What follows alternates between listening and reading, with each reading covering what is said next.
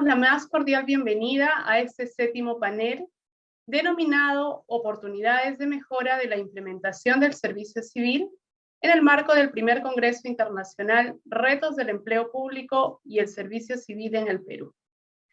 También buenos días a nuestros panelistas. Esta mesa está representada por tres experimentados en este tema de servicio civil y nos acompañan la mañana de hoy Carlos Augusto Libaneira. Él es presidente del Consejo Fiscal y vicepresidente del directorio de COFIDE. Está también con nosotros la mañana de hoy Juan Carlos Cortázar, quien es profesor de gestión pública de la Universidad de Chile, y Fabiola Muñoz Dodero, consultora en medio ambiente. Muy bien, entonces, sin más preámbulo, vamos a iniciar este panel con la intervención de Carlos Augusto Libaneira, quien actualmente es presidente del Consejo Fiscal y vicepresidente del directorio de COFIDE. Ha sido ministro de Economía y Finanzas en el 2018-19, además de un miembro del Consejo Directivo de CEPLAN. Ha sido director del Banco Central de Reserva del Perú el 2015 y 2016, viceministro de Hacienda, vicepresidente del directorio del Banco de la Nación durante el 2011 al 2015, es consultor internacional y economista de país en el Banco Interamericano de Desarrollo por 8 años, desde el 92 hasta el 2000. Muy bien, entonces doy pase a nuestro primer panelista. Bienvenido, Carlos. Te dejo el micro. Muchas gracias, muy buenos días a todos.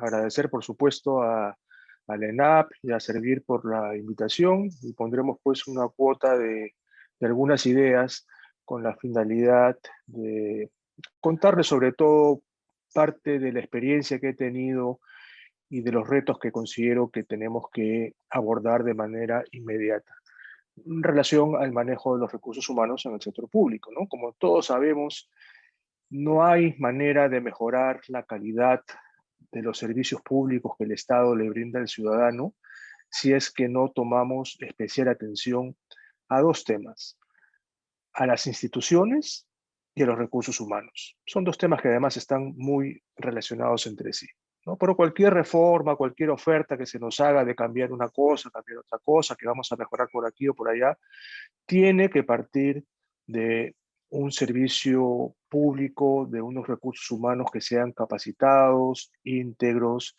y que realmente estén al servicio del ciudadano.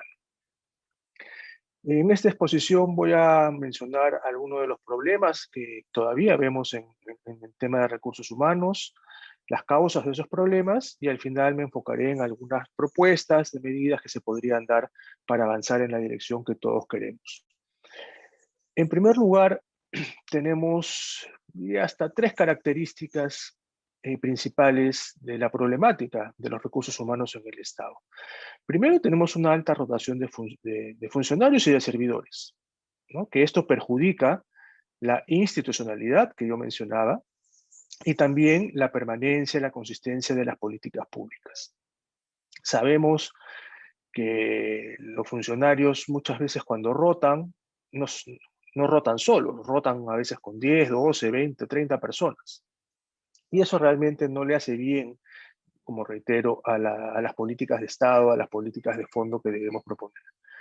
Porque tenemos esto en los dos niveles, ¿no? En el nivel de los funcionarios en sí, la rotación que hemos visto, bueno, empezando por la Presidencia de la República últimamente, ¿no? Pero la rotación que hemos visto en los ministros, por ejemplo, es algo que no le hace bien al sistema de los recursos humanos, ¿no?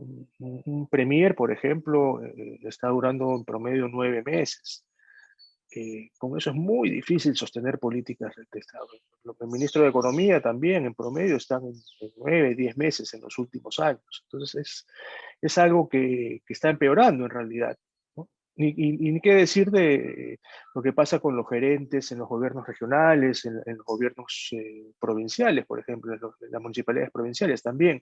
Un gerente dura 6, 7 meses. Entonces, esto es algo que es parte de los problemas que estamos viendo en el manejo de los recursos humanos de todo el sector público. Un segundo elemento tiene que ver con la calidad de los recursos humanos. Allí el mismo Servir ha hecho desde hace 10 años, viene haciendo algunas evaluaciones, sobre todo las capacidades de los servidores que están en los sistemas administrativos, y los resultados que ha mostrado realmente son decepcionantes, ¿no? Aproximadamente la mitad de las personas evaluadas no pasan estas evaluaciones, ¿no? Hay, digamos, entre 0 y 100, que es el rango, la gran mayoría está entre 0 y 50, ¿no? Entonces, no están, hay evidencia de que no tenemos los mejores recursos humanos eh, en, el, en el sector público, y quizás eso es parte o reflejo de la falta histórica que hemos tenido en las capacitaciones también, ¿no? Y tiene que ver con los regímenes laborales que voy a comentar en un momento, ¿no? Pero en la medida en que una gran cantidad de funcionarios son temporales, tanto funcionarios como servidores son temporales, con contratos de 6 meses, de 1 año, etcétera, es muy difícil hacer estas capacitaciones y elevar el sistema, la calidad de los recursos humanos y además, por supuesto, la ausencia de la meritocracia, ¿no? Entonces eso también es un elemento importante. Entonces, en primer lugar hablábamos de la rotación, en segundo lugar de este problema de la calidad, y en tercer lugar hay un tema que es bastante complejo, pero también afecta mucho a los recursos humanos, que es esta falta de protección, podría decirle, ante la autoridad de control, básicamente, ¿no? Hemos visto numerosas ocasiones en las cuales funcionarios que están haciendo simplemente su trabajo, están cumpliendo con sus funciones, después de algún tiempo son investigados, sancionados, principalmente por la Contraloría, eh, simplemente por hacer su función, ¿no? Uno cuando hace su función eventualmente podría cometer algún error, ¿no? Pero de ahí a castigar, a sancionar y sospechar siempre, sospechan mal, ¿no? Que cualquier error o cualquier detalle que se pueda haber pasado significa corrupción y a uno lo pueden llevar ya hasta un nivel de una organización criminal, ¿no? Entonces, hay un exceso en ese sentido que también tiene que corregirse, ¿no? Y hay numerosos casos, reitero, de gente que conozco personalmente que se ha visto involucrada en estos menesteres, eh, afectando la discrecionalidad, ¿no? Que debe tener un funcionario, un servidor público, ¿no?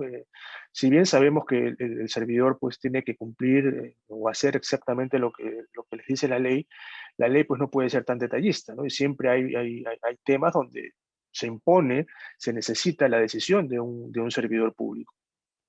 Y el hecho de que esa no haya sido la mejor decisión no puede ser óbice para que se le persiga a esa persona, ¿no? Y reitero que conozco muchos casos y es por eso que lo estoy mencionando. Entonces, tenemos una problemática bastante compleja que tiene diversas aristas. Las causas de estas problemáticas tienen que ver principalmente con, yo lo resumiría en una palabra que es el desorden. Hay desorden en distintos niveles. Por un lado, hay un desorden en los regímenes laborales, ¿no? Más allá de los regímenes especiales, que deben ser como una decena por lo menos de regímenes, ¿no? De los fiscales, los jueces, los militares, policías, profesores, los médicos, etcétera, etcétera, ¿no? El INPE, el servicio diplomático, etcétera. Más allá de eso, tenemos en lo que es propiamente la carrera pública también, pues como ustedes saben, esta disparidad de regímenes, ¿no? Los 276 por un lado, un régimen que supuestamente es la carrera, es del año 84, pero una carrera donde no entra nadie, ¿no? Una carrera medio extraña, digamos, está totalmente desfasada. Tenemos los 728, que son el régimen laboral del sector privado, pero donde no hay una línea de carrera, y tenemos los famosos CAS, ¿no? Que vamos a ver qué sucede ahora en el futuro con estas normas que ha dado el Congreso, pero en todo caso, la gran mayoría de servidores están bajo el régimen CAS, ¿no? Por encima de los 276 y los 728. Y a eso hay que sumarle pues, los famosos contratos de locación de servicios, que es una figura pues, del Código Civil que se le está aplicando acá. No hay ni carrera, no hay ni vínculo laboral, no hay nada, no es una desprotección total. Entonces, hay desorden por ese lado. Hay también desorden por el lado de los sueldos, de los salarios, las compensaciones, como se les pueda llamar. Es típico ver dos personas que están haciendo el mismo trabajo y uno gana el doble que el otro, o el triple. Uno tiene seguro, el otro no tiene seguro, uno tiene vacaciones, el otro no tiene vacaciones, etcétera, etcétera, ¿no? Hay mucho desorden salarial porque se ha utilizado pues normalmente la política de los parches, ¿no?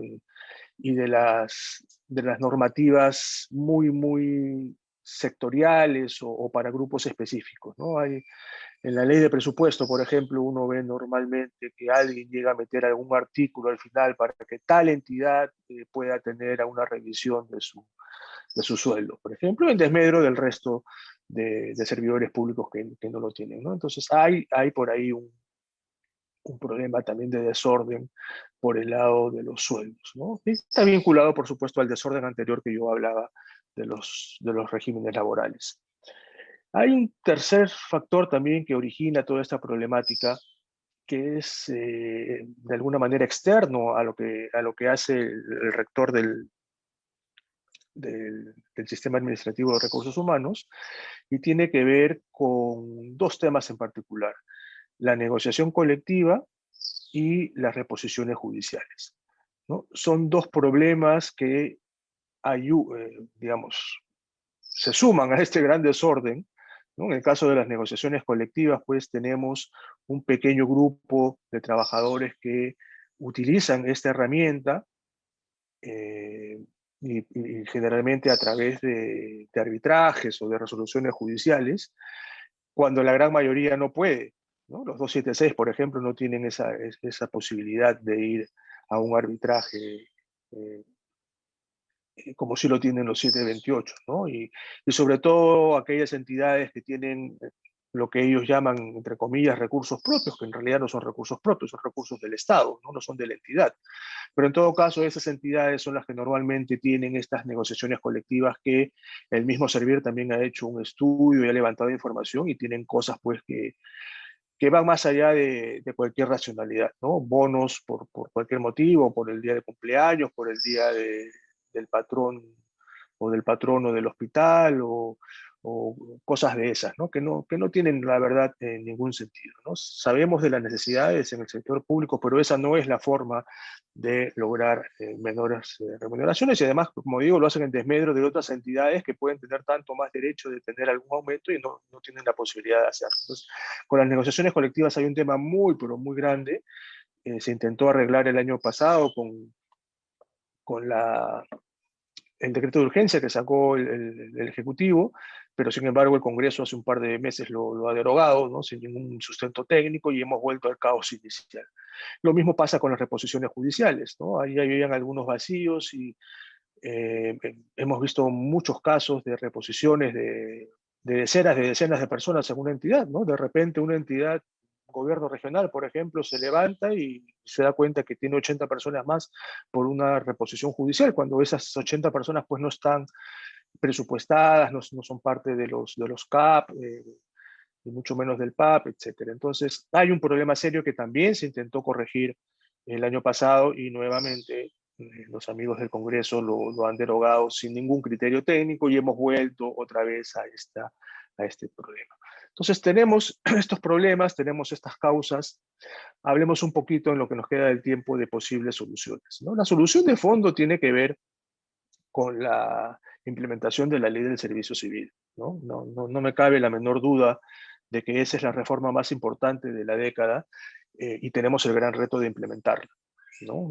Me tocó trabajar desde el inicio, conjuntamente, cuando yo estaba en el MEF, conjuntamente con Servir, una cosa que creo que hasta ese momento era inédita, ¿no? Porque siempre habían estas eh, diferencias entre los dos, ¿no? Entre el rector de las finanzas públicas y el rector de los recursos humanos, ¿no?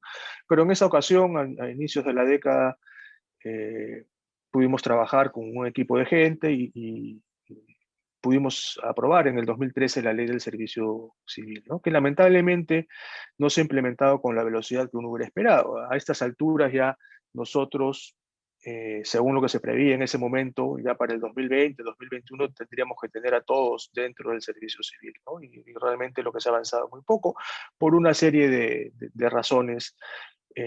Quizás fuimos demasiado perfeccionistas al inicio, eh, cuando había que apurar algunos procedimientos, ¿no? Y sobre eso van algunas de mis recomendaciones que voy a mencionar a continuación, ¿no? Recomendaciones que podrían darse para apresurar este tránsito después ya de todo lo que hemos pasado y las lecciones aprendidas que hemos tenido en el servicio civil, ¿no? Una primera tiene que ver con la revisión del Decreto Supremo de las compensaciones, ¿no? De los sueldos que le corresponderían a las personas que entran al servicio civil. Cuando nosotros elaboramos este decreto supremo hace 7 años, lo hicimos de una manera a ciegas, porque no sabíamos de los perfiles, ni mucho ni de los CPEs, ni mucho. Bueno, utilizamos algunos elementos generales, ¿no? Como el tamaño de la entidad, el presupuesto de la entidad, para hacer un ejercicio, digamos, de lo que debería ser esas compensaciones, ¿no? Pero ahora, después de estos 7 años y conociendo ya lo que se ha avanzado, yo creo que es importante que el MEF proponga este decreto supremo y adecúe algunos de los sueldos a lo que es el mercado, básicamente, ¿no? Uno ve todavía que hay algunos rangos de sueldos que implicarían pues, que una persona que está trabajando ahora y que entra al servicio civil pueda estar ganando la mitad o la tercera parte, y eso la verdad que no tiene sentido. Entonces hay un esfuerzo que tiene que hacer el MEF ahí por adecuar ese decreto supremo de compensaciones. Otra cosa que se tendría que hacer es también flexibilizar un poco el paso al servicio civil de secciones, direcciones, unidades de distintos ministerios. Yo creo que ahí hay espacio también para hacer, no hay que esperar que todo el ministerio, por ejemplo, o que todo el gobierno regional pase por todos los pasos que tiene que seguir, cuando algunas direcciones clave podrían entrar sin necesidad de que todo el ministerio pueda entrar. Yo estoy pensando, por ejemplo, principalmente en las oficinas de inversión de algunos ministerios, ¿no? Sabemos, por ejemplo, de la gran debilidad que tenemos en la parte de inversiones, tanto en el Ministerio de Salud como en el Ministerio de Educación, como en el Ministerio del Interior, el Ministerio de Justicia, solo por nombrar algunos 4, ¿no? Que son ministerios que no están hechos para ejecutar obras, están hechos para otra cosa, ¿no? Sin embargo, son también responsables de ejecutar obras y por lo general no se cuenta con los equipos necesarios en los programas que tienen ejecutores, en el PRONIS, en el PRONIET, etc. Entonces, una idea que se podría explorar es que estas unidades pasen de alguna manera, después de haber hecho obviamente su levantamiento de procesos, perfiles, etcétera, que pasen al servicio civil sin esperar de que todo el Ministerio de Educación cumpla con todas las reglas, ¿no?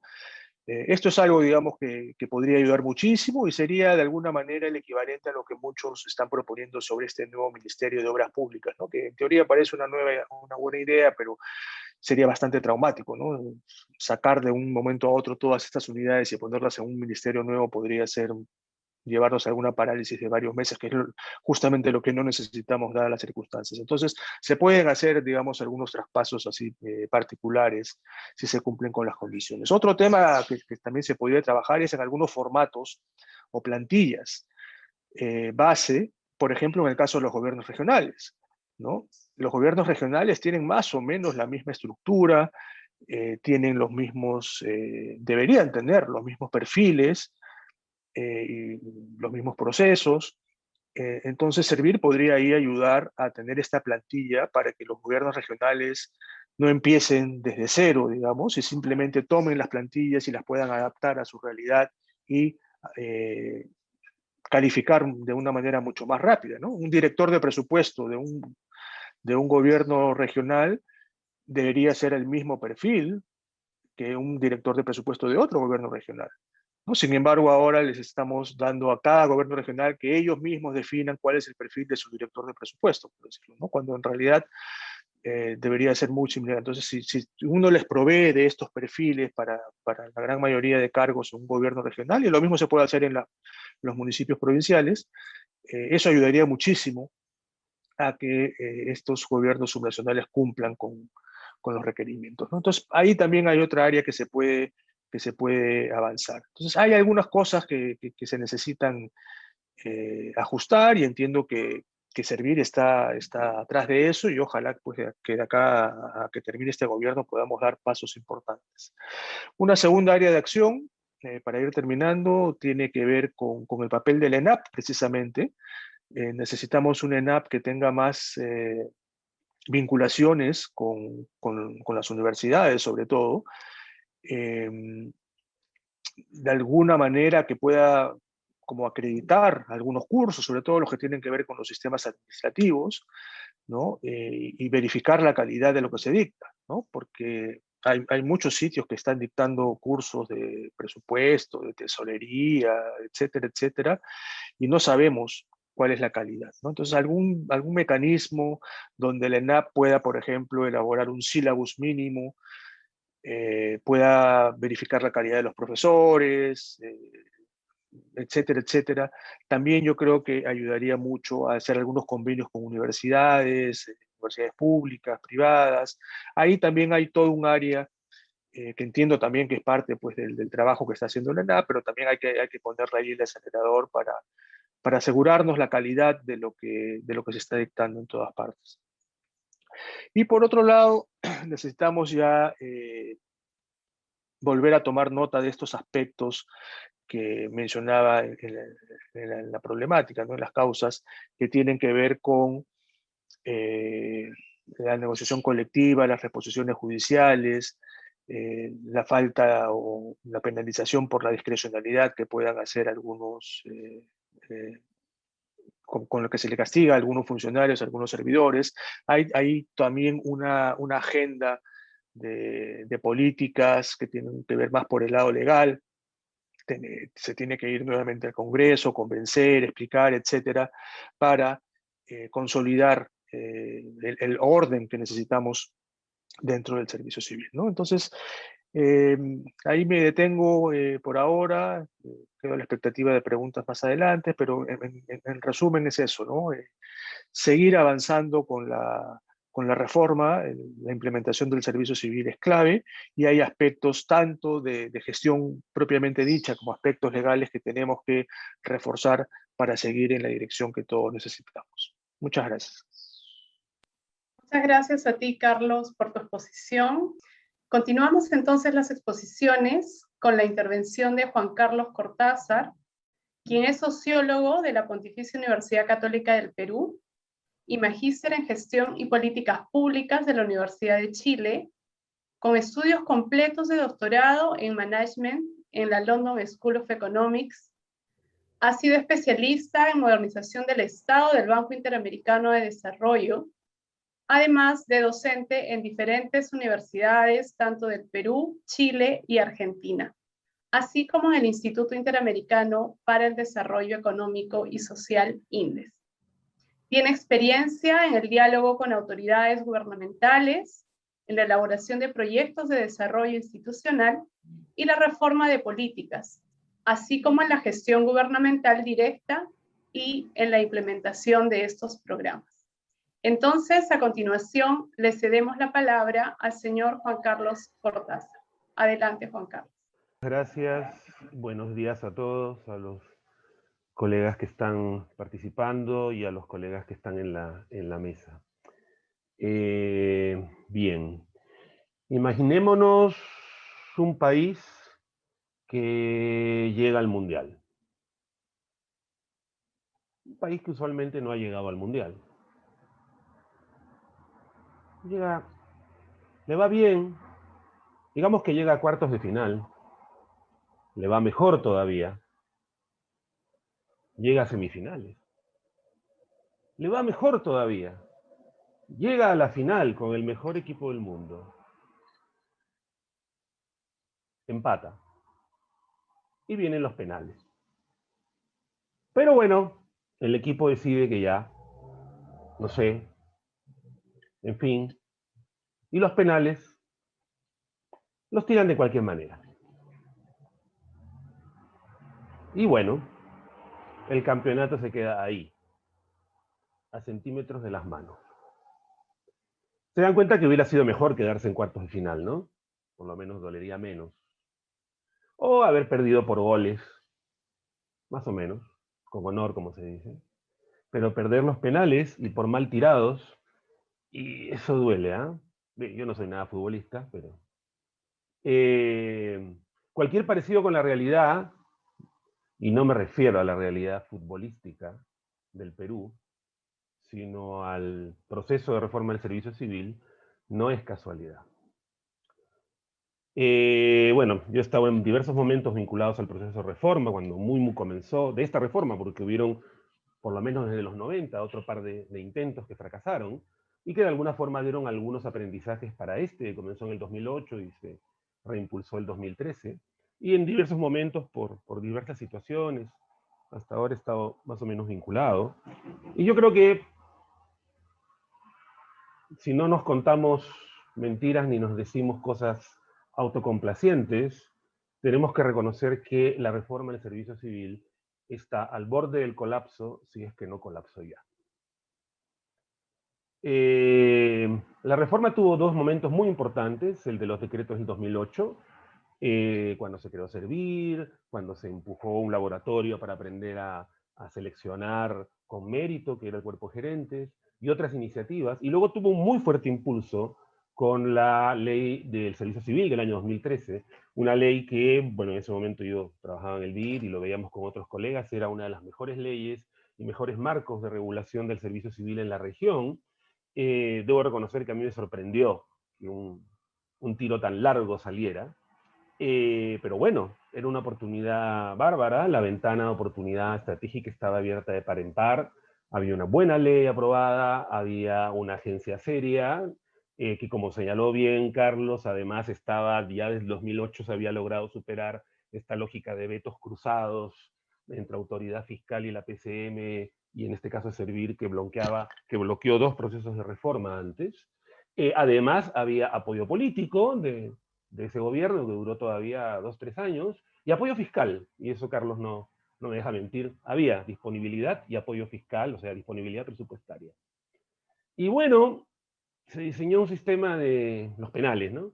Se diseñó un sistema de tránsito al nuevo régimen, al nuevo régimen laboral, de 4 fases y 9 pasos, con muchos documentos, con muchos ejercicios, bajo la idea de que había que limpiar primero para que los que pasaran al nuevo régimen, no sé, pues fuera como entrar al nirvana o al reino de los cielos.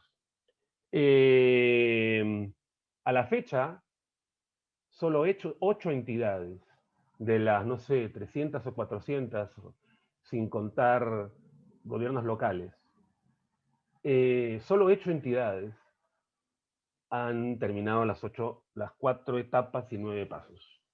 Y bueno, uno dice, bueno, estas 8 entidades por lo menos serán entidades donde tenemos el germen del nuevo régimen. No, tampoco. Porque solo se han hecho concursos para 600 plazas, o sea, para nada, si comparamos que hay 1 millón y tantos de funcionarios públicos. Bueno, una forma positiva de verlo sería, bueno, pero todo este esfuerzo de subir la ladera tan empinada de las 4 etapas y 9 pasos, vale la pena porque las organizaciones llegan con algo muy distinto. Tampoco. De 26 entidades, por ejemplo, que han terminado todo el ejercicio hasta llegar a la sacrosanta determinación de dotación, ¿saben cuál ha sido la variación entre la dotación con la que partieron y la dotación que al final han propuesto? 1,5% de la dotación.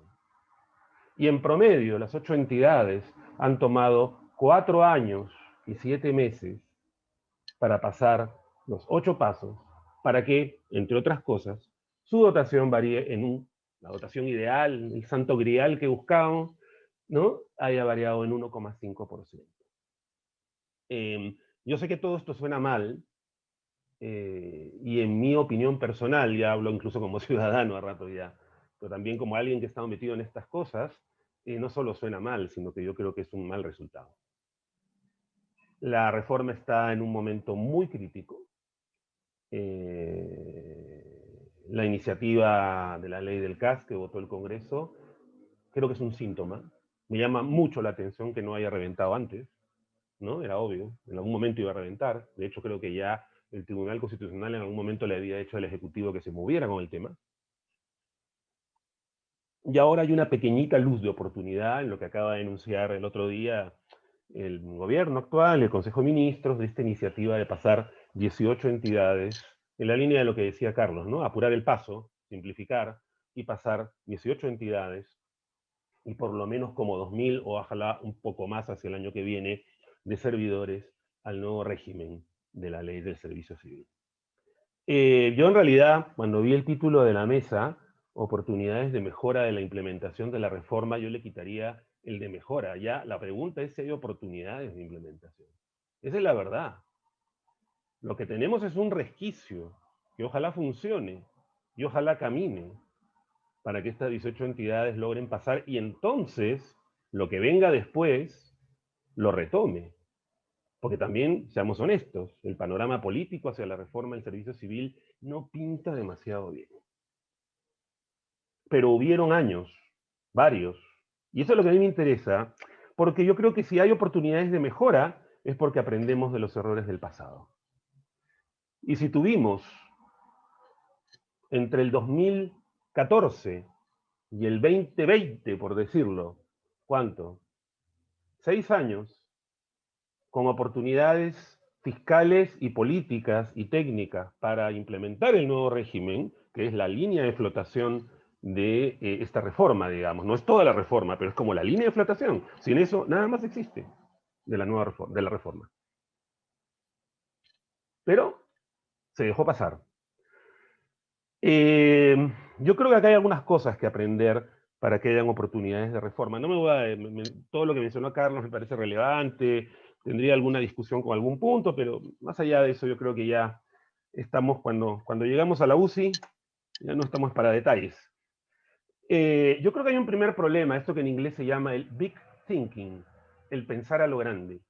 Cuando a los técnicos, y hablo en primera persona porque durante buena parte de mi carrera ahora ya estoy fuera de las canchas, pero en fin, lo he sido, cuando los técnicos nos dejan solos, armamos papeles, papers y PowerPoints muy bonitos. Yo me acuerdo la primera vez que vi las 4 etapas y los 9 pasos. Y mi reacción, y no creo haber sido el único, fue: nadie va a pasar. Deseé equivocarme. Lo acababa de ver en Uruguay, en una reforma en el primer gobierno del Frente Amplio, el primer gobierno del presidente Tabaré, algo muy parecido, que terminó con 11 concursos. O sea, 11 personas, me refiero, 11 plazas. Es decir, la montaña tembló y parió un ratón. La acababa de ver. Podíamos aprender de esa experiencia. Pero bueno, el Big Thinking nos lleva a confundir los decretos, las leyes, los papers, los journales y los PowerPoints con la realidad. Pero la realidad nos saca la vuelta. Entonces yo creo que a los técnicos primero, yo creo que todo lo que los técnicos hacemos tiene que someterse evidentemente a criterios políticos y técnicos, pero también a la prueba ácida del sentido común. Y el sentido común indicaba que la pendiente de 4 etapas y 9 fases era algo donde iban a quedar estancados. Y de hecho, miren las estadísticas de Servir y van a ver que de 500 entidades que comenzaron, solo 8 llegaron y más de la mitad están en la etapa 1, es decir, tienen un documento que dice comenzaron. Y que muchas entidades se enredaron con los documentos y tuvieron que contratar a consultores, ¿no?, para que se los hicieran, porque en fin. Y como digo, mucho de eso lo que arrojó fue variaciones que podrían haber hecho de otra manera, más práctica. Pasar primero, evitar que se cerrara. Lo clave en una reforma, además en reformas tan complejas como las de servicio civil u otras de políticas transversales de gestión pública, es evitar que se cierre la ventana, porque la ventana es breve. Perú tuvo una ventana enorme, abierta, grande, con apoyo del MES, y los penales. Entonces yo creo que primero, para adelante, equilibrar el big thinking con sentido común, sentido práctico, hacerle caso a los gestores. Ahora va a hablar Fabiola, que yo entiendo que es una gestora también, igual que Carlos, que viene del riñón de la gestión pública. Bueno, hacerle caso a la intuición. Yo escucho un montón de gente ahora que dice, bueno, yo en la verdad también pensé que esto no, que la verdad era muy empinado, que por qué no se simplificaba. Bueno, pero por alguna razón decirlo sonaba mal, Y yo creo que ahí hay que evitar, me avisan del tiempo, por favor, me perdí. Yo creo que ahí hay que evitar endiosar dos valores. Y aquí me va a permitir discrepar un cachito con Carlos, aunque yo creo que vamos a estar de acuerdo, tal vez al final, no lo sé. Primero la idea de mérito. Sí, el mérito es importante, ya, pero el mérito tampoco es, no sé, la garantía de que todos los que entramos al servicio público somos, no sé, santos varones, héroes vikingos, personas perfectas. No, no, no, no, no. El mérito consiste en un proceso formal para evitar que hayan presiones o para minimizar, ni siquiera evitar, sino para, porque seamos realistas, para minimizar el impacto que puede tener la presión política o los intereses privados, sean familiares o del mundo empresarial o mercado, en la selección de funcionarios. Es eso. Y los que me conocen saben que yo he insistido mucho en el tema del mérito y he escrito, pero la verdad que es eso. Y nada más que eso. ¿Nos garantiza la selección meritocrática seleccionar al mejor? No siempre. No siempre. Como decía, me olvidé el nombre, pero es una persona que también ha trabajado mucho estos temas en la OSD. A veces un buen ministro con buen criterio puede seleccionar un mejor equipo, ¿no? Que con mérito. El problema es que el mérito nos garantiza otras cosas. Transparencia e igualdad de oportunidades. Entonces, no endiosemos tanto el mérito, está muy bien, es un elemento clave, es lo primerito que estamos aprendiendo, porque claro, si ni siquiera seleccionamos con mérito, ¿qué vamos a hacer después? Pero tampoco es que ya, el mérito y estamos del otro lado. Es una garantía formal contra las presiones políticas y de intereses privados. Bien, hagámoslo bien. Pero es solo un paso, de carácter más bien formal. Hay otros temas mucho más densos y difíciles, como desempeño, incentivar el desempeño, habilidades para el trabajo, para la dirección, o habilidades para el trabajo en equipo, o etcétera, etcétera, etcétera. Es decir, hay desafíos mucho más complejos. Lo digo porque a veces se endiosa como que, no, hay que hacer sí, hay que hacer concursos, y si la persona ya concursó en un momento, tiene que volver a concursar, no lo sé. Creo que ahí también pudo haber algo de exageración del big thinking. Y luego el tema del orden. Sí, es verdad, hay desorden. Pero yo creo que, y esto no ocurre solo en Perú, lo he visto en toda la región, cuando me ha tocado trabajar en estos temas en países de la región, se suele confundir orden con heterogeneidad. El Estado es la corporación más compleja y más grande de cualquier país. Díganme qué hay de común entre una enfermera, un soldado, el empleado de servir, el funcionario del MEF y un funcionario del programa Juntos. ¿Qué hay de común? Que todos son funcionarios públicos, ya, ok. Pero después de ahí solo comienzan las diferencias. Incluso en puestos similares. Uno diría, sí, este es el puesto de responsable de compras. Bárbaro. Y si yo compro muebles, pero el otro compra tanques de guerra, la función no es la misma. Porque los lobbies que hay detrás de las armas y que tiene que enfrentar esta persona no son los mismos que el que compra muebles. Aunque la función sea formalmente la misma. Entonces, la heterogeneidad es grande. Hay mucho desorden, coincido con Carlos. Pero yo creo que hay que tratar de separar paja y trigo, qué es desorden y qué es heterogeneidad. Porque cuando la heterogeneidad, que es un dato que viene de la realidad, no es lo mismo el Ministerio de Agricultura que servir, y no lo van a hacer, cuando lo entendemos como desorden, tendemos a uniformizar. Y ese es otro de los problemas que ha tenido la reforma peruana, la tendencia a uniformizar. La cantidad de producción de directivas, normas, reglamentos, bueno, creo que solo para el tránsito habrían como 30 directivas, cada una con varias versiones. Y yo creo que el gobierno del Estado se ha dedicado a normar y a normar, menos que aprender y a ver qué es lo que está pasando en la realidad, que es el camino de aprendizaje, y más el camino de tratar de, ¿no? Lo que en inglés se dice one size fits all, ¿no? Una sola medida le da para todos, una sola medida de zapato para todos los pies. Ya se imaginan cuántos adoloridos hay. Entonces yo creo que la idea de orden, que nos lleva a la idea de ordenar igual uniformizar, tiene que ser equilibrada con la idea de cuándo es orden y cuándo es heterogeneidad. Recuerden que algo no está ordenado porque sea uniforme. Mis libros están ordenados, pero no están uniformes por orden de tamaño ni por color. Entonces, uno puede tener una heterogeneidad con orden. No confundir. Yo creo que estas dos ideas, porque lo que yo veo es que que la reforma peruana se ha enfrascado en una idea de orden, orden, orden. Yo creo, por ejemplo, sobre el tema de los CAS, ciertamente hay que pasarlos al nuevo régimen, eso ha demorado mucho. Ahora, siempre el Estado va a requerir alguna población flotante, aquí en Inglaterra y en la República Popular China. Porque lo requiere cualquier organización, hasta un estudio de abogados, una ONG, en mi casa. Uno requiere algún tipo de trabajo flotante. ¿Eso qué es? ¿Desorden? Claro, si lo hacemos de cualquier forma, como se hacía con los SNPs y todo, acuérdense, sí, ¿no? Que contratábamos a las personas como si fueran muebles. Pero si lo hacemos con orden, con algunas reglas, con garantías de contratos laborales, alguna población flotante va a tener que haber. Claro, ahora es como mala palabra, yo sé. Como fue mala palabra decir nadie va a pasar. Pero yo creo que tratemos de aprender. Algunas cosas para adelante, si es que hay oportunidad de seguir implementando la reforma, ojalá la iniciativa que actualmente está empujando el gobierno y Servir y el MEF y la PCM funcione, porque eso puede ser como una pica en Flandes, como una cuña. Primero tener en cuenta que el contexto político viene bien empinado.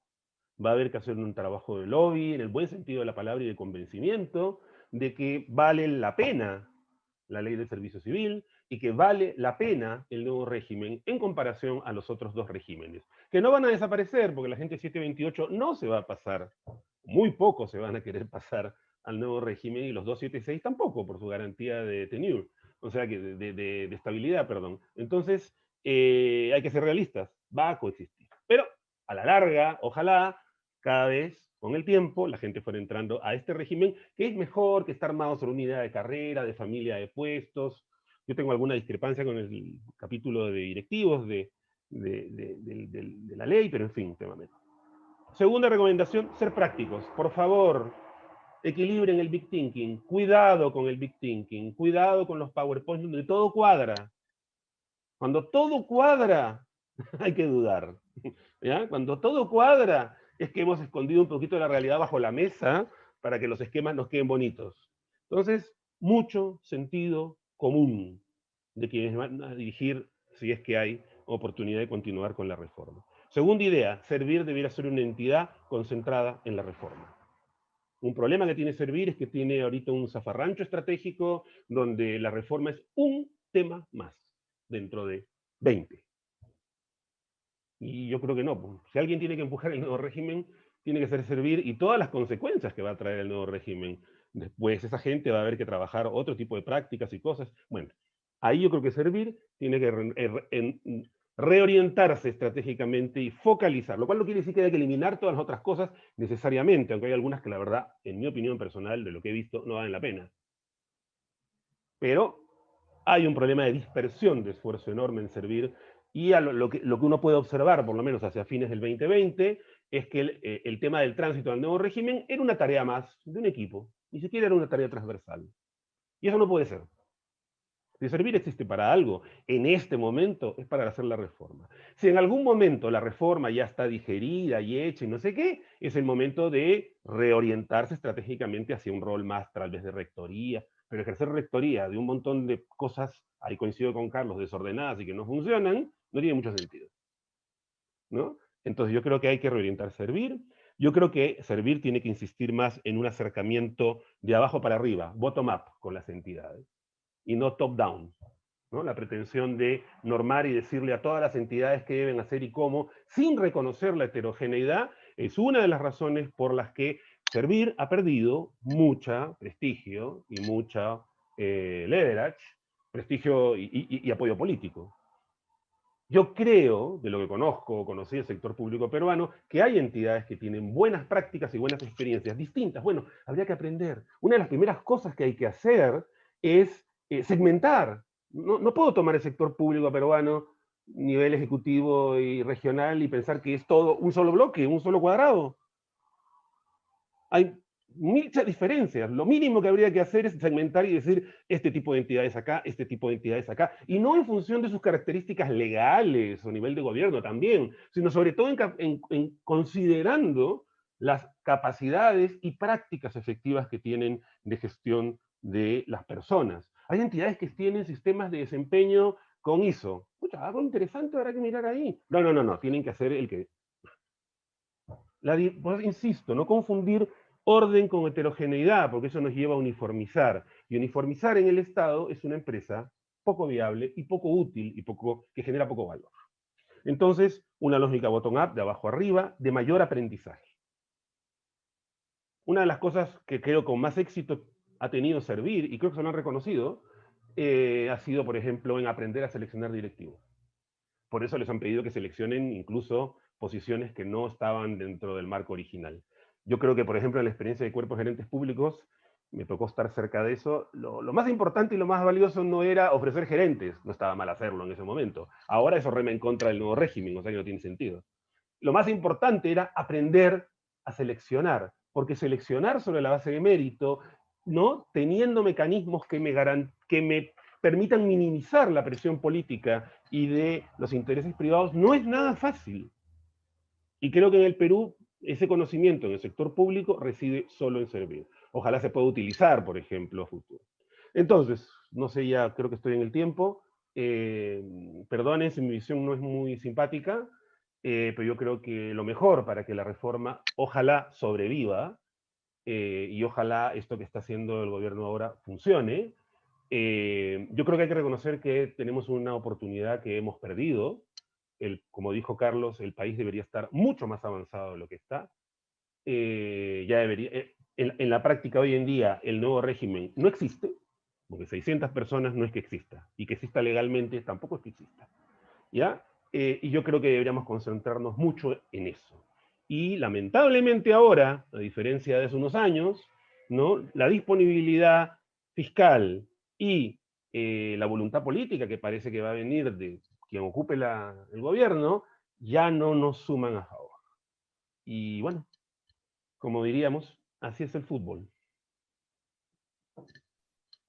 Bueno, muchísimas gracias a Juan Carlos Cortázar por su brillante exposición.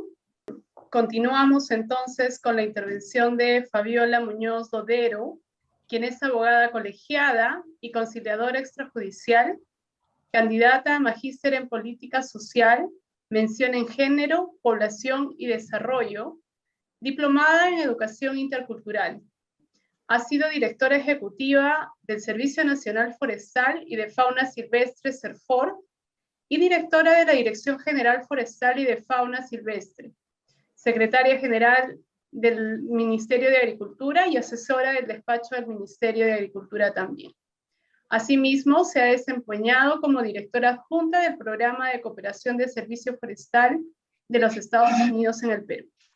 A continuación, entonces, le cedo la palabra a la señora Fabiola Muñoz. Adelante. Buenos días con todos, con todas. Muchas gracias por esta oportunidad. Bueno, muchas gracias por la oportunidad de compartir con ustedes este espacio. En realidad, como lo ha dicho Carlos, y yo lo suscribo plenamente, la reforma del servicio civil, la mejora del servicio civil, es la más importante reforma de la década, y yo diría que es la más importante reforma de las reformas de la Política Nacional de Modernización de la Gestión Pública. ¿Y por qué? Fundamentalmente porque tiene que ver con el componente más importante, que son las personas. Las personas son lo más importante. Las personas, por un lado, a las que servimos desde el Estado, ciudadanos y ciudadanas, son la razón de ser. Pero los servidores públicos, que son quienes sirven a estas personas, son el componente más importante que tiene el Estado. Carlos y Juan Carlos han hablado de esto. Carlos decía que las instituciones y las personas son los dos componentes. Efectivamente, pero somos las personas las que hacemos las instituciones. Si las personas son íntegras, tendremos instituciones más transparentes, que sean capaces de luchar contra la corrupción, que sean capaces de servir mejor. Si las personas tienen vocación de servicio, lograremos realmente llegar a esos ciudadanos y ciudadanas que están esperando de los servidores públicos un mejor trato, una decisión servicio de calidad. Yo tuve la suerte, y de verdad creo que es una de las cosas que yo más agradezco en mi vida. La primera vez que entré a trabajar al Estado fue hace exactamente 20 años. Y tuve la suerte de tener un líder del equipo en el que me integré, que era alguien que inspiraba, que trabajaba en equipo, que era honesto, que tenía capacidad de escuchar a los jóvenes. Yo en esa época ya tengo 49, tenía 29 años. Entré a trabajar en el Ministerio de Agricultura, un ministerio tradicionalmente muy liderado por hombres, machista, ¿no es cierto?, donde las mujeres teníamos poca oportunidad. Sin embargo, y además jóvenes encima, sin embargo, él escuchaba y se podía sentar contigo a mostrarte su visión del país. Y en esa misma oportunidad conocí a una mujer que también me marcó muchísimo. Ella era jefa de una institución, en ese momento era el SENASA, una institución para aquel momento joven, que no tenía muchos recursos, que tenía una tarea enorme de abrir la puerta de los mercados del mundo con un protocolo de calidad para que aceptaran nuestros productos, y no tenía recursos, tenía oficinas a nivel nacional, y ella recorría el país para conocer cómo estaba su gente, qué necesitaban, qué condiciones requerían, pero sobre todo para motivarlos. Esos dos referentes fueron lo que yo encontré en el Estado. Y además un equipo de gente que tenía la misma mirada de vocación de servicio, la misma preocupación por salir al campo, la misma preocupación por escuchar a los ciudadanos y ciudadanas. Y eso implicaba realmente mirar un Estado que no era, como muchas veces había escuchado yo, críticas, era un Estado que realmente me enamoró. Pero lo hizo la gente. Y yo tuve suerte de entrar en ese contexto. No todos y todas tienen la oportunidad de encontrar entornos de ese tipo. Por eso es que la reforma del servicio civil para mí es la más importante, porque no solo tiene que ver con las personas, sino que revisa por completo a las instituciones. Hace que las instituciones tengamos que mirarnos, tengamos que analizarnos y tengamos que mirar nuestros propios procesos.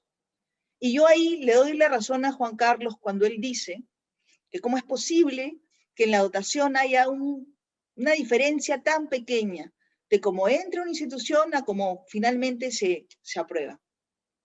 Pero yo que estaba en la gestión podría decir que ese es un problema que no es porque realmente las instituciones cuando hacen el proceso para el tránsito tengan ese resultado realmente, sino que, como me sucedió a mí cuando lideré el Servicio Nacional Forestal y de Fauna Silvestre, nosotros teníamos 600 personas a nivel nacional, siendo la Autoridad Nacional Forestal y de Fauna Silvestre que cubre el 60% del territorio nacional. 600 personas. Ya se habían transferido algunas administraciones técnicas, pero con todo el personal transferido ya a las regiones y todo lo demás, este país no dedica más de 1000 personas a sus bosques. Cuando se calculó la dotación que necesitaba el CERFOR, y lo hicimos realmente con mucho detalle, necesitábamos casi 2000 personas. Pero por temas de presupuesto, por temas de normativa, por el porcentaje que te autorizaban, lo que aparece en el documento final, que además tuvimos que pelear muchísimo, son 1100 personas. Somos una de las pocas instituciones, bueno, yo ya no estoy en el CERFOR, pero digo somos porque me siento y siempre me sentiré parte de una de las pocas instituciones que sustentó por qué un crecimiento de ese tamaño era tan importante. Y ni siquiera realmente nos reconocían las 2000 personas que habían salido en el ejercicio que se había hecho. Y eso hace que tengamos que, sí, yo estoy de acuerdo, revisar todo el paquete normativo y la forma como se ha estado impulsando el servicio civil, porque creo que efectivamente no estamos llegando a la meta que queremos en esta que es la reforma más importante que tenemos que abordar. Yo, en realidad, quiero compartir con ustedes básicamente 5 ideas sobre las oportunidades que creo que tiene la reforma, ¿no? La primera de ellas, y la más importante para mí, es la que tiene que ver justamente con seleccionar, con buscar a los recursos humanos, con los procesos que hacen que la gente se incorpore al Estado. Si nosotros decimos que las personas son lo más importante, necesitamos asegurar que las mejores personas entren al Estado. Necesitamos asegurar que las mejores personas sean aquellas que entren a la carrera del servicio civil. Estoy segura que contamos ya en el Estado con gente valiosísima, pero que tal vez no tiene las condiciones, no está siendo reconocida adecuadamente, y ahí tenemos que trabajar también. Y un proceso de reforma, un proceso donde el servicio civil meritocrático abre sus puertas, le va a permitir a esas personas que ya están en el Estado y que son buenas, entrar a un mejor sistema. Y a las personas que no están en el Estado y que tienen vocación de servicio y que quieren entrar, hacerlo de manera meritocrática, con orden y transparencia. Y yo aquí quiero contarles una experiencia que tuve, que me parece fundamental, y concuerdo con la reflexión que hacía Juan Carlos acerca de que los procesos de selección, la meritocracia no es tampoco la panacea, pero sí nos reducen los riesgos, nos generan mejores oportunidades. A mí me tocó pasar de Dirección General Forestal a una entidad como el Servicio Nacional Forestal y de Fauna Silvestre, un organismo técnico especializado. Lo diseñamos y lo armamos. Y entonces yo dije, si yo creo en la meritocracia, tengo que liderar con el ejemplo. Por lo tanto, aunque en mi organigrama tengo 44 posiciones que son cargos de confianza entre los directivos de la entidad y los jefes, que eran 13 a nivel descentralizado, vamos a hacer un proceso de selección meritocrático para esos cargos directivos. Yo no tenía la obligación de hacerlo, eran cargos de confianza, pero me parecía muy importante dar esa señal. Cuando fui a hablar con la Oficina de Planificación del Ministerio de Agricultura, me dijeron que no, que si estaba loca, que si no tenía amigos suficientes para poner en los cargos de confianza. Yo le decía, sí, tengo un montón de amigos, pero esta es una apuesta más importante. Es una apuesta por realmente demostrar que creo en la meritocracia. Y no me dieron los recursos porque me dijeron que no era obligatorio hacer ese tipo de procesos y se podía malinterpretar. Tuve que recurrir a la cooperación y ahí Servir me acompañó, pero tampoco pudimos hacer los procesos oficiales porque efectivamente no eran obligatorios. Entonces lo hicimos con ayuda de la cooperación y concursamos. En realidad no fue un concurso oficialmente en el Estado, fue lo que llamamos expresiones de interés. Y la verdad es que no me arrepiento. Conseguimos un equipo maravilloso. ¿Eso nos quitó el riesgo de habernos equivocado con alguien? No. No pudimos llenar todas las posiciones. De hecho, mucha gente se sorprendía y pensaba que habían posiciones arregladas y además nos llamaban y nos preguntaban y le decíamos, no, esto es absolutamente transparente. Y lo menciono porque el primer elemento es que existe una total desconfianza en los procesos de selección que lleva adelante el Estado. Y eso viene también por los procesos CAS. Y ahí yo siempre le he dicho a Servir, y es una crítica que yo tengo desde hace muchos años, de que en los procesos CAS Servir tendría que haberse metido, tendría que haber participado, porque es la forma como la gente ingresa al Estado. Hasta que no tengamos la reforma en proceso, completa, andando, tenemos que cuidar cada persona que ingrese al Estado. Y entonces, en este proceso que hicimos de expresiones de interés, reclutamos a varios directores, la mayoría de ellos de primera, pero también ahí reclutamos un director de administración, que después yo personalmente lo tuve que sacar. ¿Por qué? Porque a una persona de su equipo, que estaba por orden de servicio, le hizo hacer las preguntas para un proceso CAS, proceso en el cual esa persona después postuló y ganó. Ese director de administración no cumplía con los valores, ni con los principios, ni con las condiciones que un servidor público debe tener, integridad. El concurso te reduce el riesgo, pero no es infalible. Por eso es que debemos invertir tiempo y esfuerzo en lo que es lo más importante, que es la selección de los equipos. Y ahí Servir tiene que comprometerse más con las entidades que quieren hacer el tránsito. Como le he dicho a todos los jefes de Servir con los que he conversado, cuando una institución dice yo quiero transitar, Servir tiene que apapacharla, tiene que abrazar a esa institución y acompañarla en ese proceso. No podemos esperar que un gobierno local, que un gobierno regional tal vez tenga todas las capacidades para desarrollar un proceso de tránsito, pero me consta que hay muchos que quieren transitar, pues hay que apoyarlos, hay que abrazarlos en ese proceso. Segundo componente, una vez logramos traer el mejor talento posible, es motivar ese talento, es ser capaces de poder generar las condiciones para que ese talento se desarrolle, innove, cree, sirva con propósito, sea capaz de sacar lo mejor de sí, sea capaz de sentir que puede dar cada día más y que lo que hace tiene realmente un beneficio para la sociedad. Ser capaces de motivar a cada persona. Y aquí yo quiero contar una historia que me parece realmente maravillosa.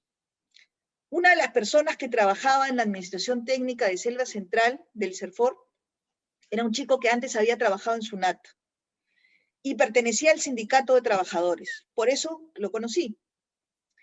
Y la verdad es que nosotros teníamos dos sindicatos, uno con el que todo el día recibíamos denuncias y este otro que más bien recibíamos ideas, apuestas positivas, cosas muy interesantes. Este chico un día me contó que él ya no trabajaba en SUNAT, pero era una institución a la que él toda la vida le iba a guardar mucho agradecimiento y era camiseta SUNAT. Yo le digo, oye, qué bacán, cómo SUNAT consiguió que tú pudieras tener ese nivel de reconocimiento, más aún cuando ya no trabajas en la institución. Y me contó una anécdota que a mí me marcó mucho, el trato personalizado. Él me contó que un día de la madre la Oficina de Recursos Humanos de SUNAT había llamado a su mamá para saludarla por el Día de la Madre. Y le había agradecido porque su hijo era un servidor público de SUNAT. Ese chico nunca jamás en la vida se olvidó de ese detalle. ¿Se imaginan cómo estaría su madre emocionada? Bueno, ese trato personalizado es algo que a veces hemos olvidado en el Estado. Necesitamos motivar a nuestra gente. Necesitamos saber que cada servidor público contribuye con algo un poco más allá. Y eso tiene que ver con desarrollar capacidades también, pero hay muchas cosas en las que podemos motivarlos. En el Perú casi no hemos trabajado en los voluntariados, por ejemplo. Y esa es otra de las cosas en las que podemos avanzar. Servir tiene el reto no solamente de mejorar el tema de la revisión de los salarios, y concuerdo plenamente con lo que decía Carlos acerca de revisar el Decreto Supremo de Compensaciones. Pero no es solamente un tema económico la motivación. Hay muchas otras cosas más en las que no estamos pensando, en las que no estamos trabajando, que pueden ser innovadoras, que pueden ser realmente interesantes. Necesitamos avanzar en esa línea. Necesitamos considerar condiciones, por ejemplo, de inclusión, no solamente para el tema de mujeres y reconocer el valor y cerrar las brechas que existen. Necesitamos también una verdadera inclusión, para otras comunidades poco visibles. También necesitamos desarrollar capacidades. Este es otro de los elementos más importantes en las oportunidades de mejora que yo identifico dentro del servicio civil. Creo que la reforma tiene que tener un componente muy visible de desarrollo de capacidades. Creo que tenemos que lograr que la gente identifique que la reforma también los va a ayudar a mejorar, no solo porque identifica la idea de una carrera, sino porque podemos desarrollarnos en diferentes aspectos también. Y ahí uno de los temas centrales es el tema de las competencias blandas. Yo he sido muy crítica, en el caso de Servir, de solamente impulsar el tema de la evaluación de competencias para directivos. Yo creo que todos los servidores públicos en todos los niveles requieren no solamente ingresar con procesos que evalúen habilidades blandas, sino también necesitamos desarrollar esas capacidades de manera permanente. Y ahí necesitamos apostar realmente por cada persona, por cada servidor y servidora, porque podemos dar más, pero necesitamos generar esas condiciones para dar más. Y ahí está el siguiente elemento. Tiene que ver con el tema del reconocimiento. Necesitamos ser capaces de reconocer cuando se añade valor en nuestras organizaciones. Necesitamos ser capaces de reconocer el esfuerzo que miles de hombres y mujeres hacen cada día por servir mejor, por generar impacto, por mejorar la calidad, muchas veces sin tener los recursos, especialmente de manera descentralizada. Yo he visto casos de instituciones públicas, no solamente en las que he trabajado, sino lugares que he visitado, que no tienen las más mínimas condiciones. ¿Cómo es posible que una oficina no tenga un baño y se tenga que ir a pedir o alquilar el baño de una bodega? Pero, por otro lado, ¿cómo es posible que cuando un servidor público realmente le ahorra dinero a la institución o genera valor para la institución, no tengamos reconocimientos que podamos hacer?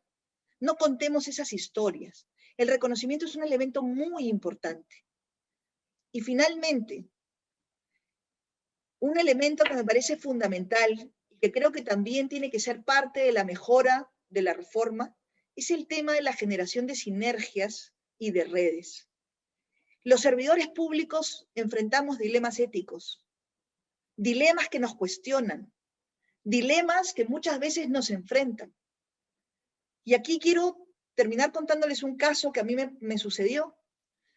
Yo he formado una red, nos comunicamos mucho con mis ex compañeros de trabajo de varias de las instituciones en las que he trabajado, y una vez una de ellas me llamó para contarme que le habían pedido que cambiara un informe. Ella trabajaba en una secretaría de procesos disciplinarios, y que si no lo cambiaba, no le renovaban el contrato, tenía una orden de servicio. Yo le pregunté por qué me contaba, si yo no tenía ninguna manera de intervenir ahí. Y lo que me dijo fue que me lo contaba para que lo supiera, porque ahora que ya alguien más lo sabía, ella se iba a mantener firme en la decisión correcta. Pero si nadie más lo sabía, ella podía caer en la tentación. Necesitamos fortalecer las redes de aquellos servidores públicos íntegros, de aquellos servidores públicos que quieren avanzar en la reforma, de aquellos servidores públicos que creen y que tienen vocación de servicio. Necesitamos que los servidores públicos, por vocación y con convicción, seamos más, pero seamos también visibles. Por eso hay que impulsar, y ahí creo y concuerdo también, que hay que buscar alianzas estratégicas, no solo con universidades, como lo han mencionado, sino también, por ejemplo, para impulsar temas de certificaciones o de premiaciones. El tema de lo que se hace con Ciudadanos al Día, reconociendo buenas prácticas, es muy importante. Pero también hay otras certificaciones de otros tipos, como Presente, para las instituciones que promueven espacios inclusivos.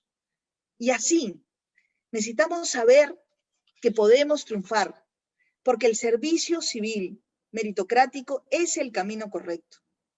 El secreto en el Estado, y esto es para todos los que nos escuchan y con esto termino, es no cansarse. estar seguros que estamos en el camino correcto y no cansarnos. Necesitamos un liderazgo con el ejemplo.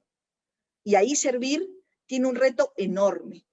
Y ese reto es realmente liderar esta reforma, pero no excluyéndose de las normas, sino que si identificamos que hay algo que no cuadra, pues hay que revisar, reconocer que es posible, que no lo hayamos hecho perfecto, que tenemos oportunidades de mejora y que esas oportunidades de mejora tenemos que tomarlas con sentido de urgencia.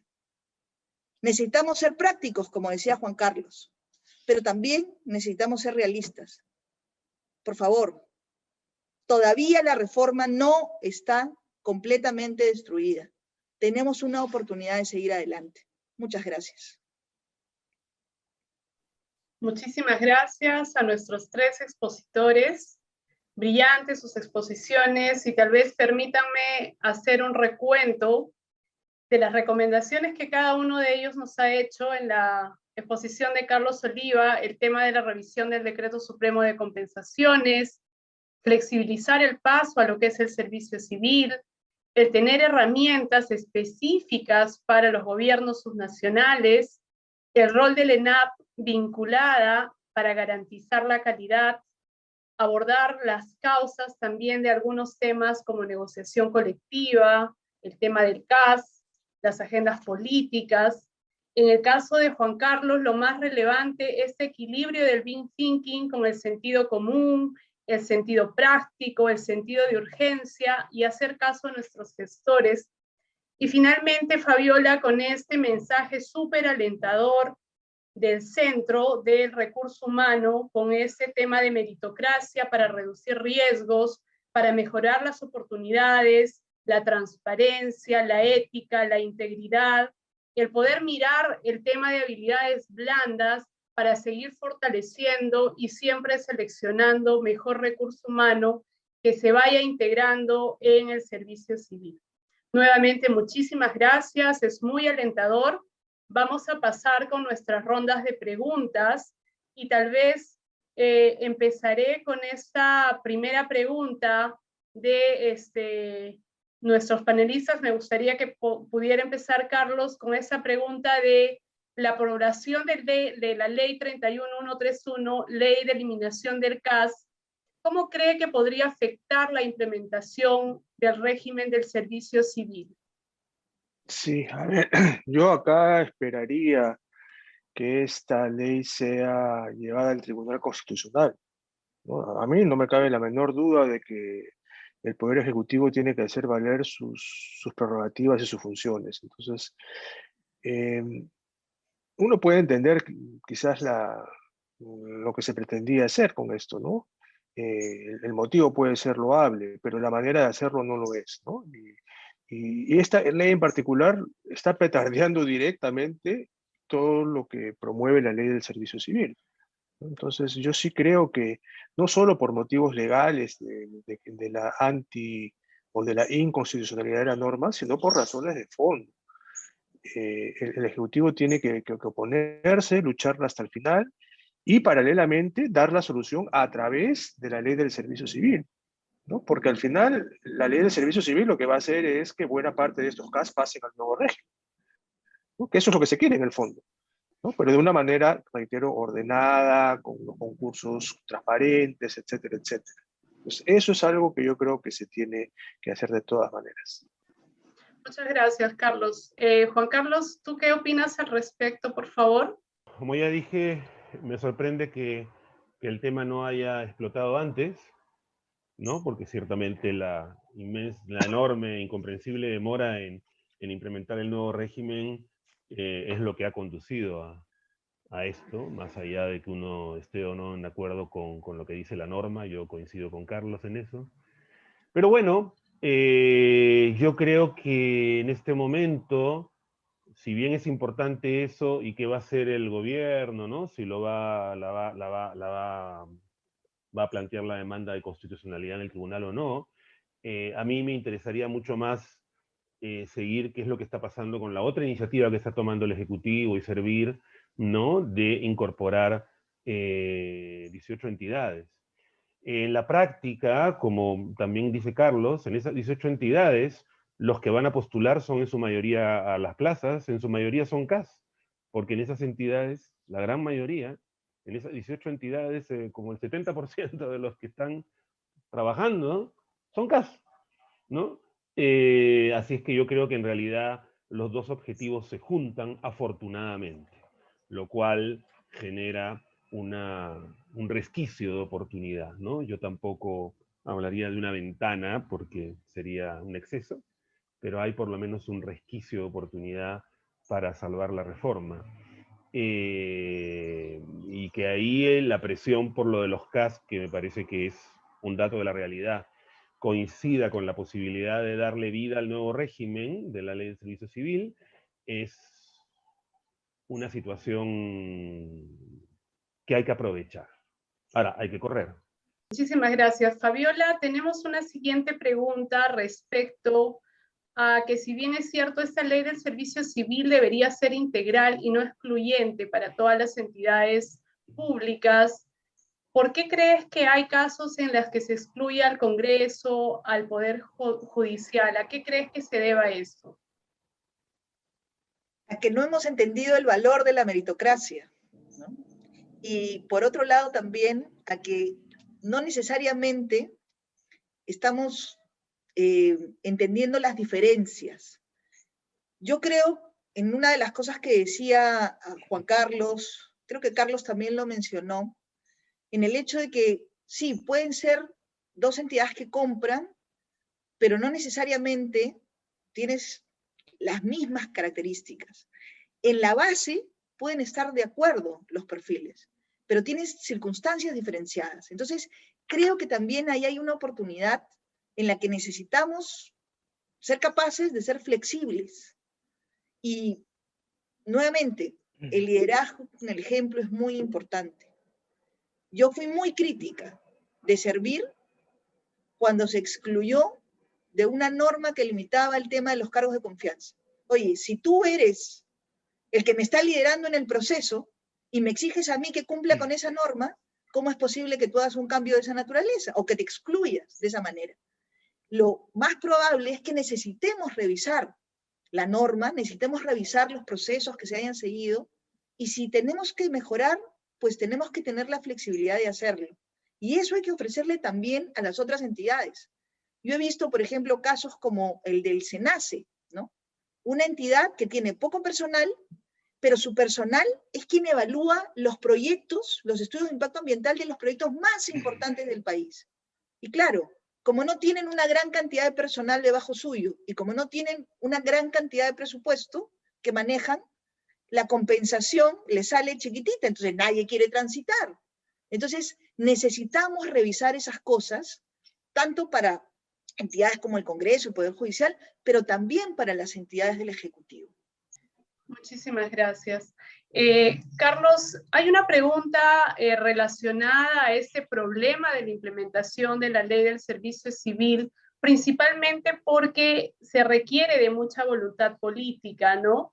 Y normalmente se da a través de estos gobiernos de turno. ¿Cómo calificarías tú esta situación? Sí, a ver, ahí es una mezcla, y como ya lo han explicado tanto Fabiola como Juan Carlos. La falta de rapidez en la implementación ha sido una mezcla de, por un lado, liderazgo, ¿no? Después del ímpetu inicial que tuvimos en el 13, en el 14, en el 15, de alguna manera la reforma del servicio civil salió de la agenda, totalmente, ¿no? Y eso es una falta de liderazgo, de comprensión de la importancia, no sé cuál fue el motivo, pero allí ha habido un gran problema. Y lo otro tiene que ver pues con este perfeccionismo que yo mencionaba al inicio, ¿no? Que queríamos hacer esto de una reforma pues que mueva los cimientos del Estado, pero que en la práctica se va a demorar 4 o 5 años una entidad en llenar los papeles, digamos. Entonces eso también ha sido un gran problema, ¿no? Ahora, de cara al futuro, yo veo acá, lamentablemente, las cosas cuesta arriba, ¿no? Hay dos factores que no suman para poder implementar esta carrera que todos queremos. El primero es el mismo descrédito de haber estado 7 años con una ley que no se ha podido implementar, ¿no? Entonces eso, digamos, que genera malas expectativas y la gente ya deja de creer en el sistema, deja de hablar de la reforma y al final esto puede desaparecer. Y no pasa nada, digamos, seguimos como estamos. Entonces ahí hay un factor que lamentablemente está presente. Y el otro es el presupuestario, ¿no? Como también mencionó Juan Carlos, nosotros en el 2013, 2014 separamos la primera vez 800 millones de soles, el segundo año 500 millones de soles para poder implementar la ley. No se gastó un sol de esa plata que se reservó. Ahora la situación, como sabemos, es completamente distinta, ¿no? Estamos con un déficit fiscal del año pasado de 9%, este año va a ser 4 o 5%. La situación ha cambiado dramáticamente. Entonces, si uno realmente quiere implementar esta ley que va a costarnos plata, va a tener que tener un liderazgo y un apoyo y un convencimiento, pero total, porque vas a tener que priorizar esta reforma que al año te puede costar tranquilamente 3.000 millones de soles, cuando además tienes estos otros problemas de déficit, tienes las demandas de salud, de la pandemia, etcétera, etcétera. Entonces, la verdad es que está todo cuesta arriba, pero hay soluciones, ¿no? que tienen que partir por el liderazgo. Gracias. En esa misma línea, Juan Carlos, tú y Fabiola y el mismo Carlos han dado como algunas recomendaciones para servir. Sin embargo, tenemos unas elecciones próximas, hay un panorama político hacia futuro.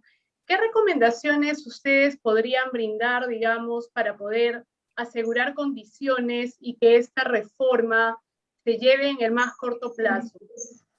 Bueno, retomando lo que comentaba Carlos, con el cual yo estoy muy de acuerdo, yo creo que primero hay que aprender de nuestros errores. Que hayan habido esas sumas de dinero disponible para una reforma difícil y compleja, eso no ocurre siempre. En realidad, Carlos me dará la razón, Fabiola también, en el mundo público es casi un milagro que ocurra. Y en las reformas transversales de gestión pública, porque diferenciemos, una cosa es una reforma sectorial, una reforma de educación, por ejemplo, ¿no? Tiene su propio motor. En cambio, las reformas de las políticas transversales de gestión, lo que en Perú se llaman los sistemas administrativos, en general no tienen motor propio. Tienen que engancharse. Por ejemplo, la reforma de servicios civiles en 2008 se enganchó del tema de calidad de gasto, ¿no? Luego el 2013, bueno, la ley, calidad de los servicios, no sé. ¿Ya? En general tienen que engancharse. Ahora, no es decir, que el apoyo político desaparezca y que la disponibilidad fiscal se estreche es absolutamente previsible. Eso es lo que ocurre en cualquier reforma. Uno no tiene la ventana de oportunidad abierta de par en par para mirar el jardín 6 años. Es decir, esa situación absolutamente privilegiada, lamentablemente, como no sé si es en Perú, nos la farreamos. Nos la farreamos. Y por lo tanto yo creo que hay que aprender. Yo creo que hubo personas y instituciones, bueno, eso por ejemplo de que menciona Carlos, que haya habido, yo sé que el 2019 volvió a haber disponibilidad en la reserva financiera. Y tampoco se gastó un sol, como ha dicho Carlos.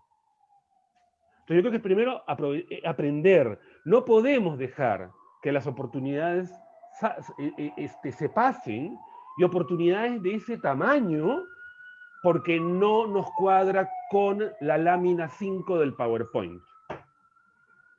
O con la etapa 3.14 o al reglamento 4.b-z. Un gestor público busca oportunidades y las aprovecha. Coincido también con lo que mencionas tú y Carlos. Las oportunidades que vienen parecen muy restringidas. Yo creo que ahorita hay una oportunidad, que es esta idea de los 18 entidades, que ojalá y los 2.000, por lo menos, según lo que ha dicho el gobierno de acá, al final de esta gestión, pasen al servicio civil, al nuevo régimen. Eso por lo menos permite que el régimen de servicio civil exista. Porque si vienen nuevas autoridades y el régimen de servicio civil ni siquiera existe, porque hoy a la fecha, perdonen, no existe. 600 personas y una ley, eso no existe. Incluso los 2.000 son poquitos, pero lamentablemente ahora la restricción fiscal, me imagino, debe haber influido mucho. Pero haber tenido esa disponibilidad fiscal haber tenido el apoyo político detrás de esa disponibilidad fiscal y no haberla aprovechado es un error demasiado grande, vuelvo a los penales del Mundial, del cual tenemos que aprender. Yo creo que quienes dirijan esto, las administraciones que vengan, van a tener que estar muy atentos a cualquier oportunidad que se abra, y yo estimaría que por lo que es la lógica de los procesos de política, no va a ser una oportunidad tan redonda, pero bueno, habrá que remar con lo que haya. Muchas gracias. Adelante, Fabiola. Sí, yo añadiría que no solamente había plata y decisión política, también estábamos los que queríamos pasar, ¿no? Entonces, creo que ahí, efectivamente, no llegamos a concretar los penales, pero yo diría que estamos en el cuarto del quinto penal. Y todavía tenemos una oportunidad. Y necesitamos realmente revitalizar la reforma, ¿no? O sea, creo que aquí, en este momento, la decisión que ha dado el gobierno en este contexto es muy importante. Y necesitamos, como en los temas climáticos, aumentar nuestra ambición y nuestro sentido de urgencia. Eso. No podemos pensar en que nos vamos a demorar la eternidad. Y tampoco podemos pensar es que esta es una reforma chiquita, ¿no es cierto? Esto es un parche. No. Esta es la reforma más importante porque tiene que ver con las personas. Entonces, todo lo que podamos hacer en este momento, ayer, para impulsar la reforma en este tiempo que le queda al gobierno de transición y avanzar y consolidar un grupo que pueda decir, y concuerdo ahí con Juan Carlos, que realmente hay una masa crítica, ¿no es cierto?, de instituciones, de personas que están en un nuevo régimen, es fundamental. Y yo ahí lo que sugeriría es hacer una revisión rápida de todas aquellas instituciones que efectivamente el 4.1 del PowerPoint era lo que les faltaba, y ayudarlos a decir, ok, ¿qué hacemos? Te ponemos un equipo in-house, ¿no es cierto?, en casa, que te acompañe en el proceso para transitar. Porque las ventajas del tránsito son solo ventajas.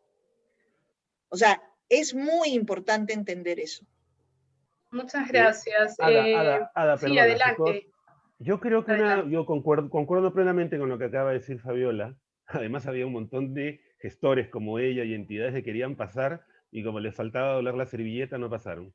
El sentido de urgencia es clave.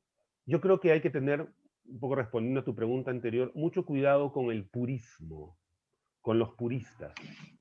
Cuando uno hace reformas de este calibre, no todas las piezas se encajan. ¿Ya? Ese es uno de los primeros problemas. Es que en el Big Thinking todo encaja. El problema es que el Big Thinking se aleja tanto de la realidad que ya no guarda relación con la realidad y no funciona como nos ha pasado. Pero además ahora,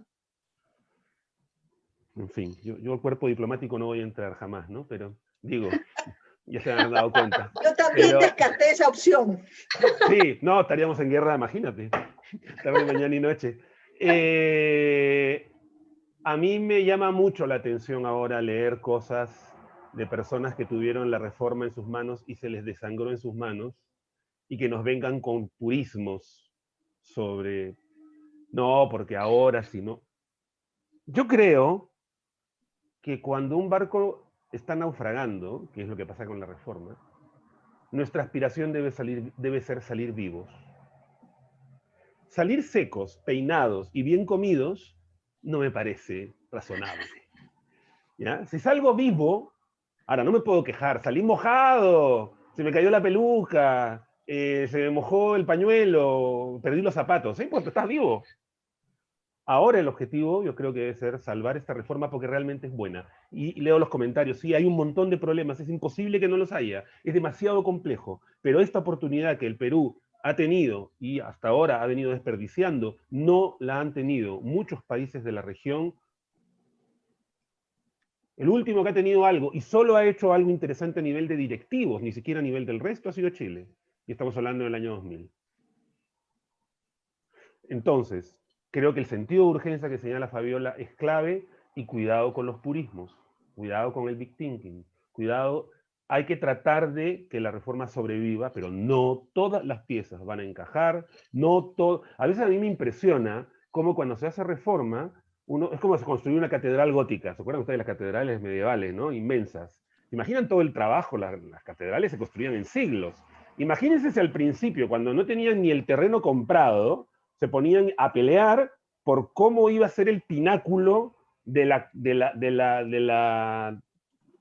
cúpula. El pináculo es la puntita final de la cúpula. Está bien, en algún momento hay que discutir el pináculo de la cúpula. Habrá que tener un dibujo general, pero cuando la máquina se para porque no estamos de acuerdo en el pináculo de la cúpula y ni siquiera tenemos los cimientos ni el terreno comprado, eso es big thinking. Eso es pensar que la realidad es mi dibujito en un papel. Evitemos eso. Es decir, hay que avanzar, sabiendo que no todas las piezas concordarán, que concuerden las más que podamos, las fundamentales, paso por paso, pero nos peleamos por lo que va a pasar el año 3000, y bueno, así estamos. Yo creo que, no sé, en fin. Perdonen si soy un poquito asistemático. No, no hay problema.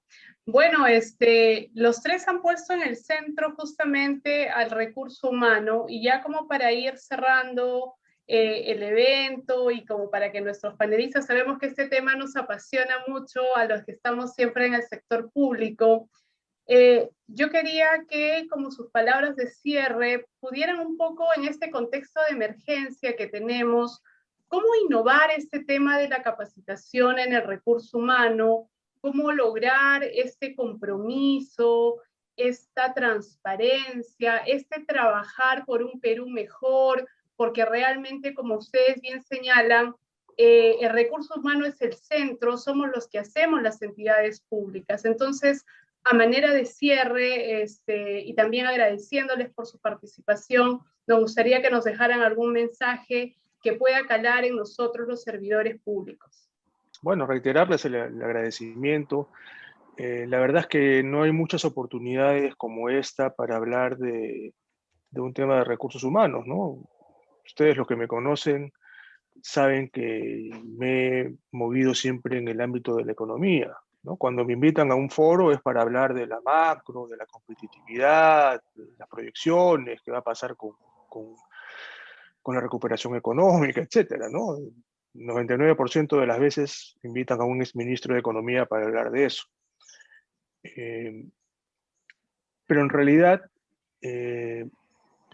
creo que me he dado cuenta desde un inicio que entré hace 10 años a trabajar en el sector público, que nada de lo que acabo de mencionar funciona si no tenemos un Estado basado en instituciones y en burocracia. Burocracia en el buen sentido de la palabra, digamos, en el sentido original de la palabra, ¿no? Esos dos pilares, que están además interrelacionados, son la base de cualquier esfuerzo por mejorar la calidad de vida de los peruanos, por mantener la estabilidad económica, por el crecimiento, por lo que ustedes quieran. Si no se tiene esa base, es muy difícil avanzar. ¿Por qué nosotros tenemos hemos tenido, digamos, buenos resultados en la parte macro y malos resultados en la parte de algunos servicios como la educación y la salud? Por las instituciones y la gente. La parte macro ha estado, por un lado, liderada por el Banco Central de Reserva, ¿no? Donde tiene a las mejores personas, los mejores economistas, macroeconomistas, están en el Banco Central de Reserva. No están en el sector privado, no, están en el Banco Central de Reserva, que es una institución pública, ¿no? Algo similar podríamos decir de la Superintendencia de Banca, ¿no? Incluso del MEF también, ¿no? Y eso ha dado como resultado que durante 20 años hayamos tenido un crecimiento del 5%, hayamos tenido estabilidad económica con una inflación del 2%, etcétera, etcétera. Ahí están los resultados basados en ¿qué? En la institución y en la gente. En otros sectores tenemos un ministro de salud que cada 6 meses lo cambian, ¿no? Lo mismo con los ministros de educación, cambian a los viceministros, cambian a los directores, cada 6, 7 meses hay pues unas racias totales. Entonces no hay institucionalidad, no hay esta base de recursos humanos, y al final, ¿qué tenemos? Tenemos pues los peores indicadores en términos de educación y salud en América Latina, ¿no? Entonces es muy importante darse cuenta de que el sustento de un Estado eficiente, eficaz, con servicios de calidad, oportunos, etcétera, está en su gente.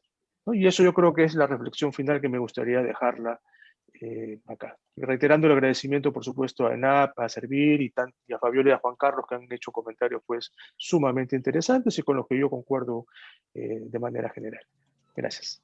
Básicamente yo creo que hay que aumentar el sentido de urgencia y la ambición. O sea, realmente necesitamos avanzar más rápido.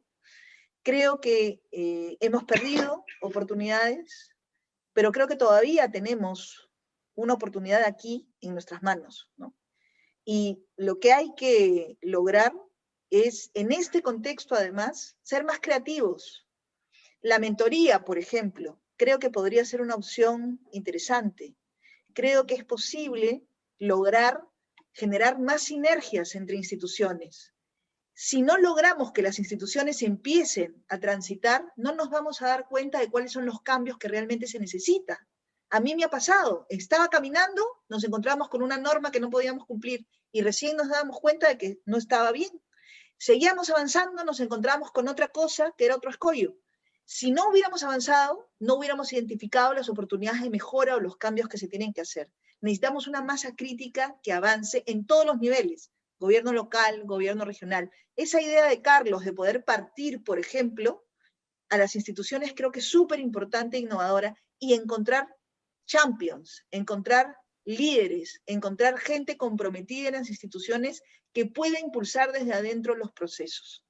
Yo estoy segura que podemos lograrlo. Muchas gracias a Servir también, muchas gracias ENAP y a todos los que están participando. Gracias. Solo decir que sí, yo creo que hay que aprovechar este resquicio que hay, y yo creo que además también una tarea importante, este resquicio de las 18 entidades me refiero, y una tarea muy importante es que Servir se tiene que reinventar. Como dijo hace un rato Fabiola, la lógica debiera haber indicado que para cada entidad que quería hacer el tránsito o estaba en tránsito, Servir debería haberlo apapachado. A mí me sorprende, por ejemplo, que ni siquiera haya una estructura de sectoristas. Si yo tengo entidades que van pasando, debería haber por un sectorista encargado de esa entidad. Y eso que en Servir nos falta gente, ¿eh? Hay harta. Entonces, yo creo que tiene que haber un cambio de chip radical en Servir y en las personas en Servir, donde la lógica no es tirar normas y ponerle más vallas, ¿no? a este tránsito, sino al contrario, acompañar y ayudar a pasar. Pero eso parte por entender el proceso de tránsito de otra manera, donde lo importante es que las organizaciones y las personas pasen a un nuevo régimen y luego un largo camino para trabajar los temas de perfil y eso, está bien. Insisto, muchas de las herramientas que se han aplicado ni siquiera han generado un cambio relevante, ¿no? En lo que había, o sea que tampoco vale el argumento de que no, sí, bueno, se ha gastado tiempo, pero lo que entra es muy distinto al anterior, no parece. O en todo caso no han entrado cuando se ha hecho el esfuerzo. Entonces yo creo que tiene que haber un cambio de chip muy fuerte en las personas, mucho menos de Servir, mucho menos orientado a desde la oficina y en una lógica top-down decirle a las entidades lo que deben hacer, y más acercarse, acompañar, tener sectoristas, aprender y ayudarles a transitar. Creo que eso es indispensable, si no, Servir rema al revés. Muchísimas gracias a nuestros 3 panelistas. Agradecemos también a todos y todas los que han participado. Ha concluido el panel de oportunidades de mejora de la implementación del servicio civil. Muchísimas gracias. Gobierno del Perú. Bicentenario del Perú, 2021.